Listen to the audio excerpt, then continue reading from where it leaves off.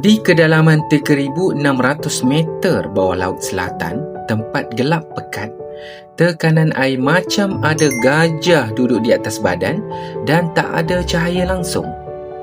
Hidup seekor makhluk pelik yang baru ditemui. Nama dia Death Ball Sponge. Dia bukan sponge biasa yang duduk diam-diam tapis air. Dia adalah pemburu. Badannya macam pokok kecil dengan banyak belon-belon luksina di hujung tangkai. Belon-belon tu penuh dengan cangkuk mikroskopik yang tajam macam velcro. Bila krustasi kecil atau udang lalu dekat, pasti lekat. Dia terus tangkap mangsa, keluarkan membran nipis, balut hidup-hidup lalu cerna dari luar.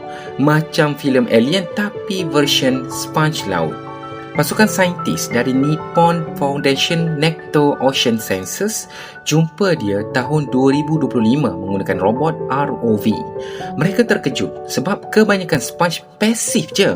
Tapi Death Ball Sponge ni dia ada taktik memburu sendiri supaya boleh hidup di tempat yang makanan susah nak cari.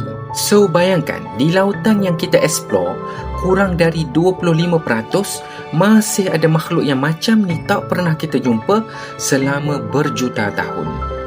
Jadi, cerita Death Ball Sponge ni mengajar kita satu benda. Laut dalam masih penuh misteri dan alam semula jadi selalu ada cara kreatif untuk terus hidup. Mind blowing betul.